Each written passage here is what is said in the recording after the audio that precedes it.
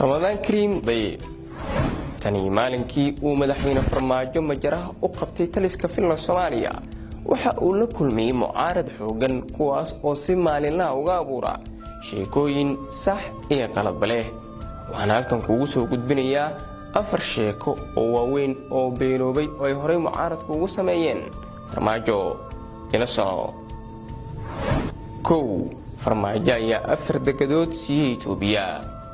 bishii Juun sanadkii 2018 waxaa Muqdisho safar ku tagay ra'iisul wasaaraha Itoobiya Abiy Ahmed Cali iyo wafdi uu hogaaminayay. Abiy Ahmed iyo madaxweyne Farmaajo ayaana xilligaas kala saxiixday heshiis iskaashi oo dhinaca ganacsiga ah. isla maalinkaas mucaaradku waxay abuureen sheeko mawduuceedu ahaa in Farmaajo 4 degadood siiyay Itoobiya, iyada oo qalqal weyn arrintaas ay ka dhalisay baraha bulshada. ugu dambeyn wasiirkii warfaafinta ee xukuumadii xilliga jirtay Daahir Maxamuud Geele oo shir jiraa'id qabtay ayaa beeniyay arrintaasi. 4 sano kadib aaway 4tii degadood ee uu Farmaajo siiyay Itoobiya ay mucaaradku horey inuu sheegeen. 2 Farmaajo ayaa doonaya afgembi inuu dalka ku qabsado. 12kii bishan aynu ku guda jirnay Abriil waxay ku asteysnayd maalinta xuska aasaaska ciidanka xoogga dalka Soomaaliyeed.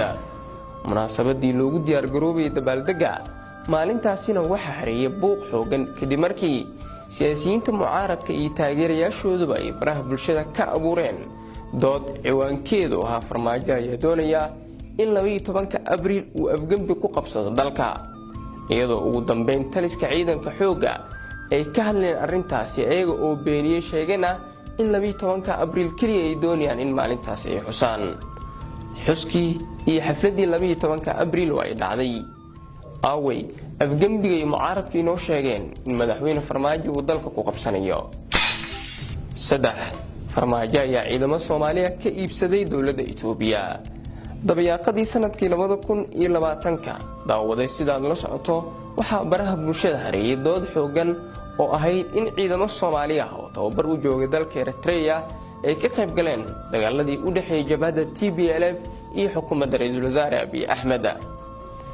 mucaaradka Soomaaliya oo sheekadaasi abuuray ku dhawaad 2 sano ilaa hadda ma aysan keenin hal cadeen oo muujinaysa sheekadaasi, iyadoo dawladda Soomaaliya ay dalka ku soo celisay cutubyo ka tirsan ciidamadii la sheegay in dagaalkaas ay ka qayb galeen ee tababarka u joogay dalka Eritrea.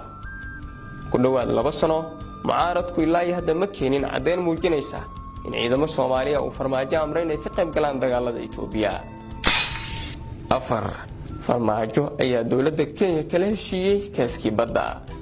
bishii May sanadkii 2021 waxaa baraha bulshada mar kaliya qabsaday dood dheer oo ay abuureen mucaaradka Soomaaliya xilligaasi.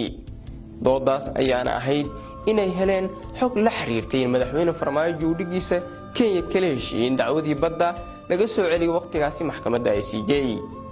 kadib dood dheer iyo qalqal xoogan oo baraha bulshada ka dhashay kadibna ra'iisul wasaare ku-xigeenkii dalka Mahdi Maxamed Guuleed Qadar ayaa ku qasbanaaday arrintaas inuu ka hadlo isaga oo beeniyay ugu dambeyn.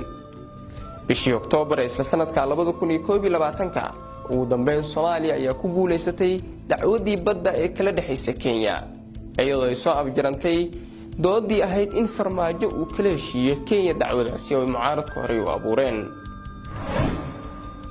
haddaba waxaa kale oo jiray sheekooyin kale oo aad u fara badan kuwaas oo ku tirkuteen ah oo mucaaradku ay marar hore oo fara badan ay abuureen. maxaa mucaaradka Soomaaliya ku qasbaya in ay mar walba abuuraan sheekooyin qalqal gelinaya bulshada iyagoo heli kara qaladaad waadix ah oo ay ku dhaliili karaan Farmaajo iyo dawladdiisaba? maxay kula muuqataa daawaday?